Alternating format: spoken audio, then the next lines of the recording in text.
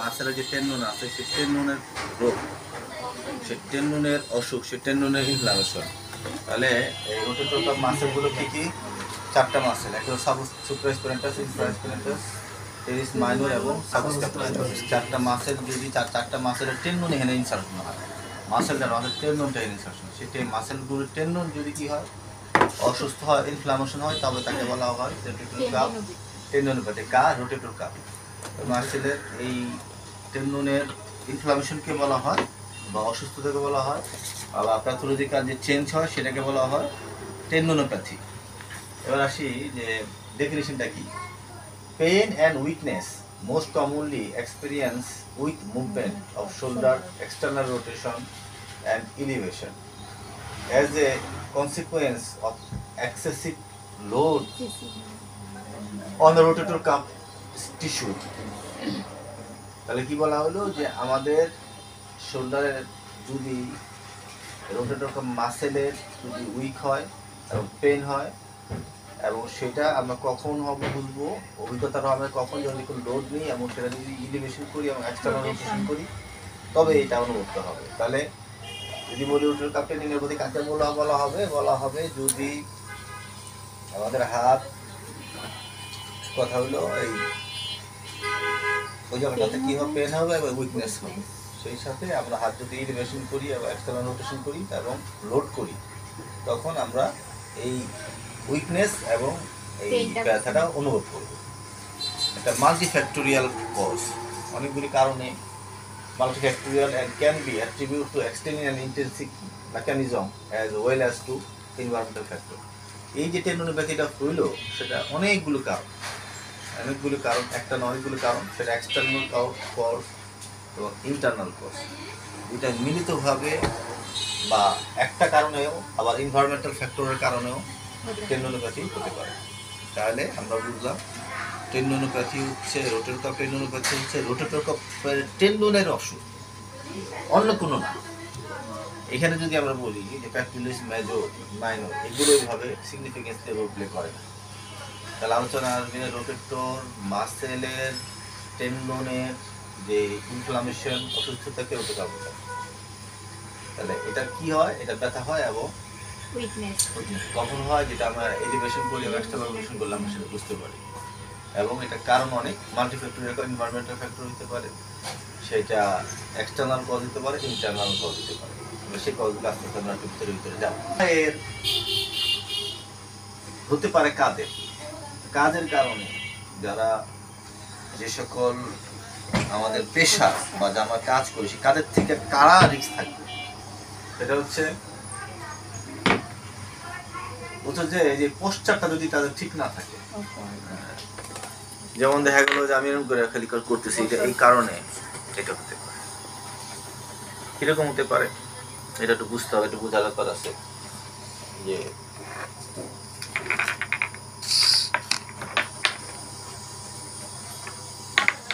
দেখা গেল যে এদের রাইট শোল্ডারটা হয় এটা,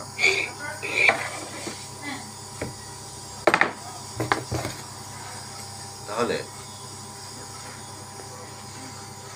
রাইট শোল্ডারের নর্মালি যদি আমরা এরকম রাখি তাহলে এই জায়গায় যথেষ্ট গ্যাপ থাকবে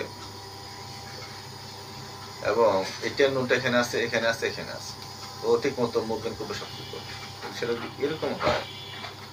এরকম হয় তাহলে সামনে চলে আসলো, এটা আরো সামনে চলে আসলো, তখন এই যে টেন্ডনের যেই অ্যালাইনমেন্ট, সেই অ্যালাইনমেন্টটা বারবার এটা তখন বেশি কাছে চলে আসবে, এই জায়গায় বারবার রিপিটেড মুভমেন্ট হবে এবং ও সুস্থভাবে ওর ব্লাড সার্কুলেশন পাবে না, ও মুভমেন্ট করতে পারবে না, বায়োমেকানিক্যাল চেঞ্জ হবে এবং এই কারণে সে অসুস্থ হবে।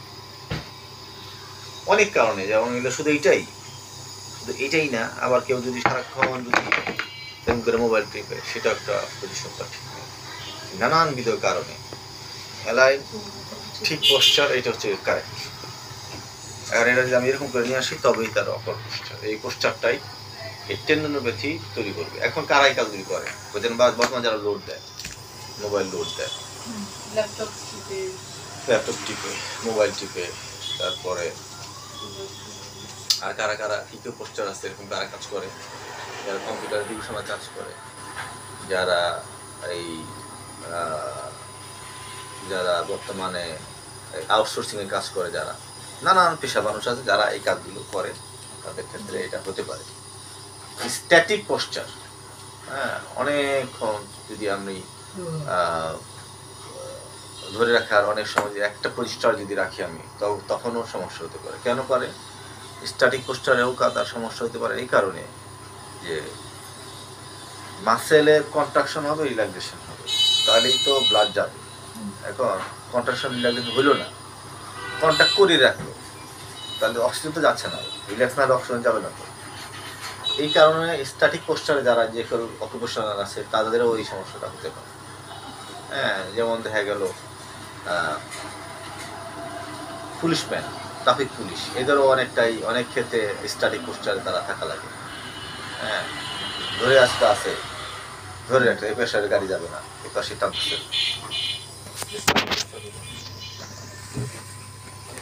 হ্যাভি ওয়ার্ক, যারা খুব বেশি কাজ করে, দেখা গেল যে যারা হেভি ওজন তোলে, তার এই সুপ্রাইস প্যানেটাসটা বারবার লোডিং হচ্ছে, ব্লাড সার্কুলেশন কমে গেলে তাদের হতে পারে।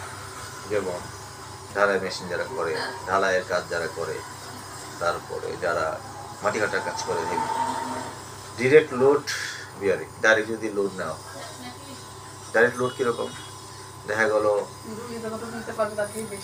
যেমন দেখা গেল আমি 25 কেজি ব্যাগ নিয়ে হাঁটতেছি,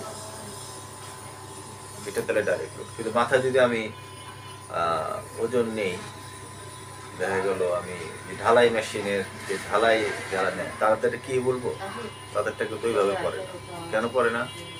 এই কারণে করে না যে তাদেরটা তো ডাইরেক্ট ঘাড়ে নিচ্ছে, তারপরে তাদের ট্রাপিজিয়াস, রম্বয়েডাস এইভাবে থেকে যাবে, কিন্তু এইটা ডাইরেক্ট যাবে।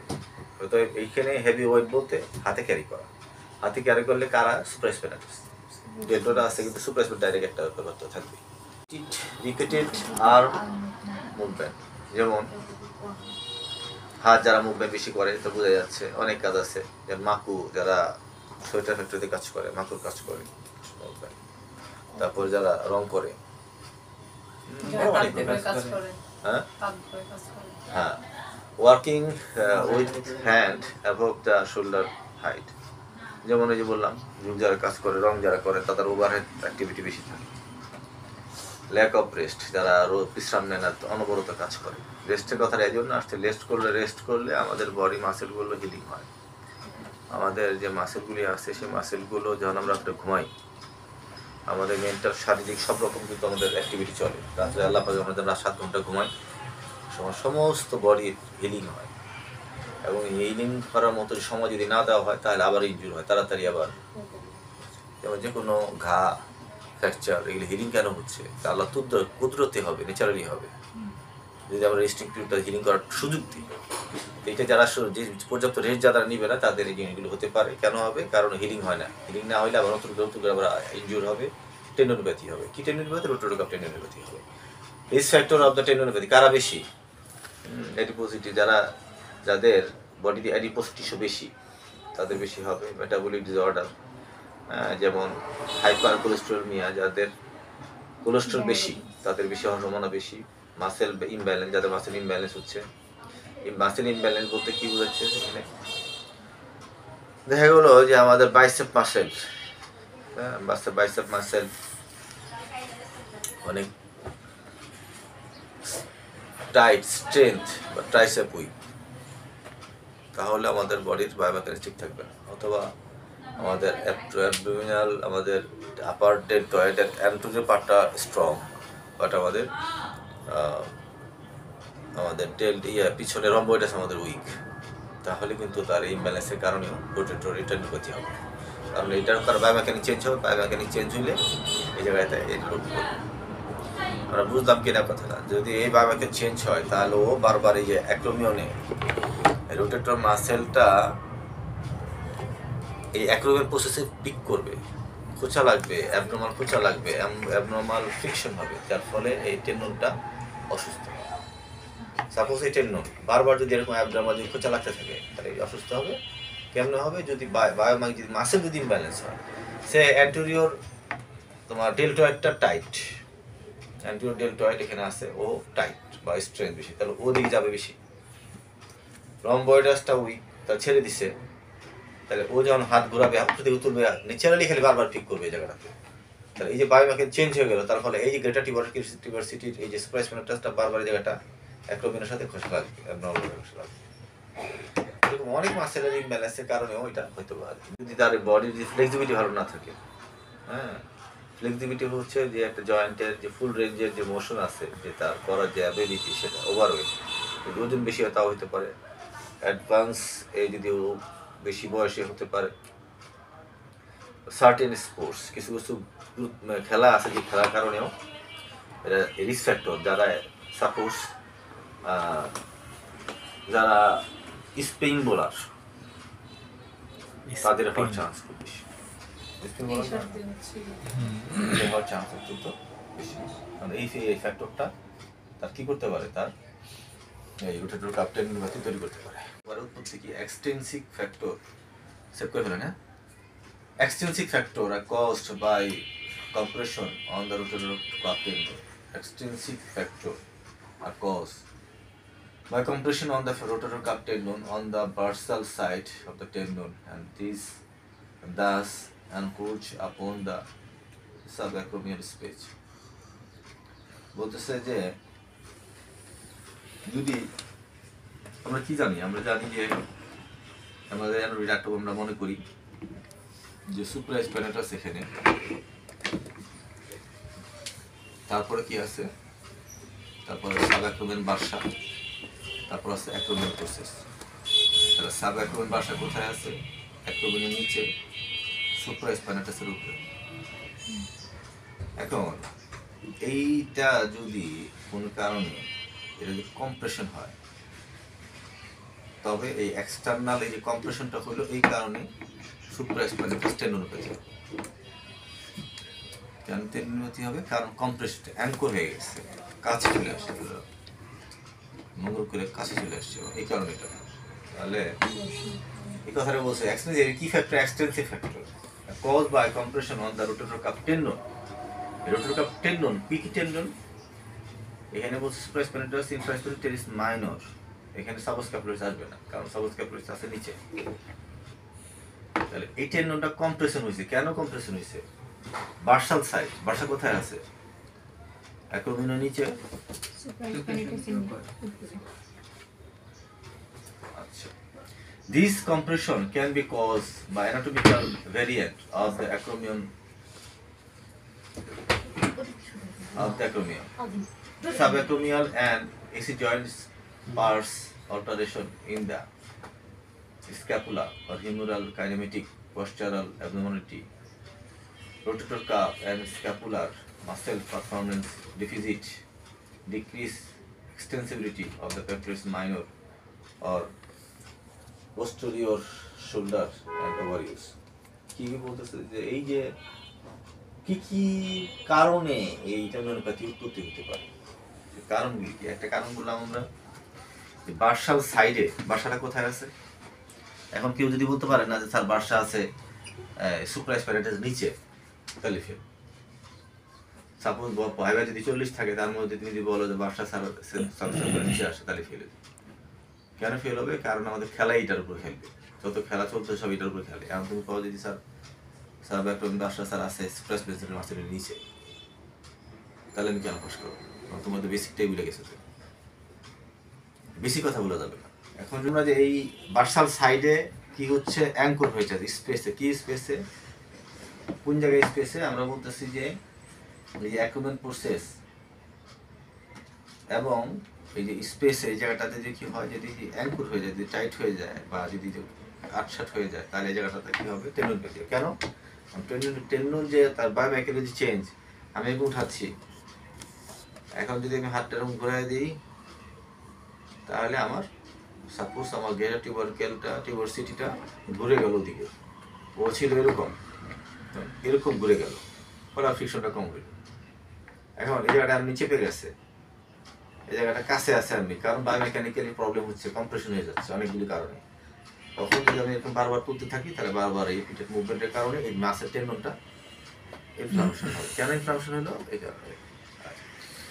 এবার বলতেছি যে এই যে হইলো এর পিছনে আবার অ্যানাটমিক্যাল ভেরিয়েন্ট অনেক কারণ। সাপোজ এই যে অ্যাক্রোমিয়ান পুরো ক্লাভিকুলার অ্যাক্রোমিয়াল জয়েন্টটা, এখানে তার অ্যানাটমিক্যাল ভেরিয়েশন আছে, ঠিকমতো কাজ করতেছে না, তার কাইনোসোলজিক্যালি তার মুভমেন্ট ঠিকমতো হচ্ছে না। পাশাপাশি টেরিফ্যাক্টরিস মেজর মাইনর এগুলো যদি ঠিকমতো কাজ না করে, যদি এই জায়গাটাতে তার যেটা যেরকম থাকার দরকার স্পার্স হয়েছে, সাপোজ মনে করো যে এই জায়গাটাতে একটা পিনের মতো হয়েছে, বা ধরো এই জায়গাটা দিচ্ছ দেখাইছো, তো এখানে দেখা গেল যে এই জায়গায় একটা ক্যালসিফিকেশন হয়েছে, সাদা একটা দ্রবণ ক্যালসিয়াম ডিপোজিট হয়েছে, এখানে একটা স্পার্কের মতো একটা দানাদার হয়েছে এই জায়গাটাতে। তাহলে এই যে এই স্পার্কটা তখন বারবার টেন্ডনের উপর ফিক্স হবে। ওকে, তাহলে আমরা বুঝলাম সব কিসের কজ? External cause.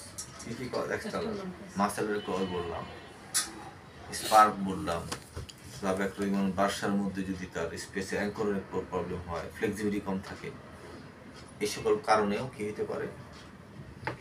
টেন্ডনোপ্যাথি হতে পারে। এক্সটার্নাল কজ এগুলো সব।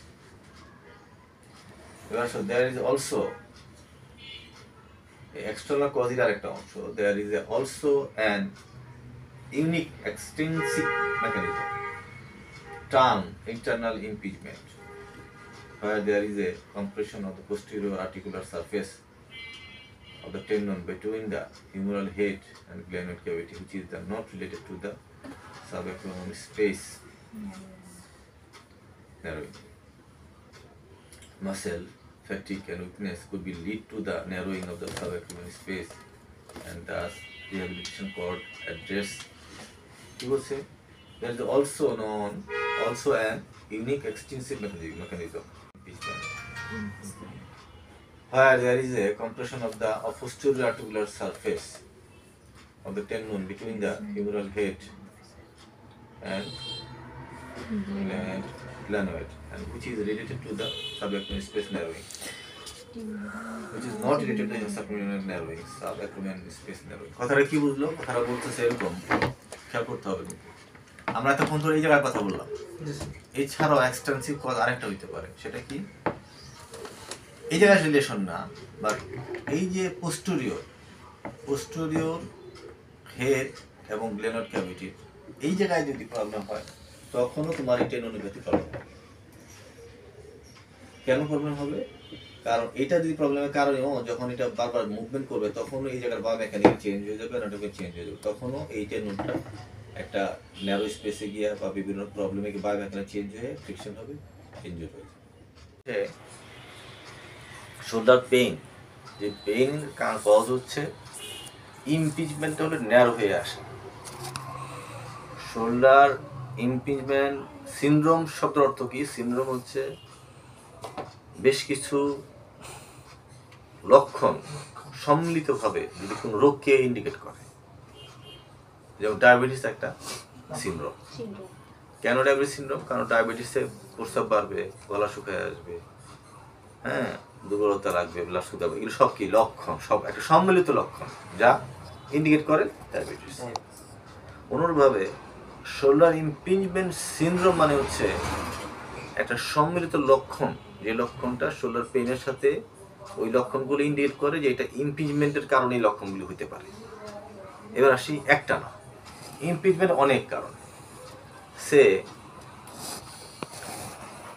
এই আমরা বলছিলাম সাবঅ্যাক্রোমিয়াল বার্সা যদি ইনফ্লামেশন হয়, তখন এই জায়গাটাতে এই জায়গাটা ন্যারো হয়ে আসবে, তখন আমি হাতটা তুলতে যাবো, তখন ইমপিঞ্জমেন্ট হবে, কারণ ওটা চাপ বেশি পাবে। কথাটা বুঝতে হবে। সাবঅ্যাক্রোমিয়াল বার্সা ইনফ্লামেশন হচ্ছে পানি বেশি হয়েছে, ফুলে গেছে, এইটার স্পেস যতটুকু থাকতো এখন ফুলে যাওয়ার কারণে স্পেসটা আরো কি হবে? কম হবে। যখন তুলতে যাবো তখন চাপ পড়বে।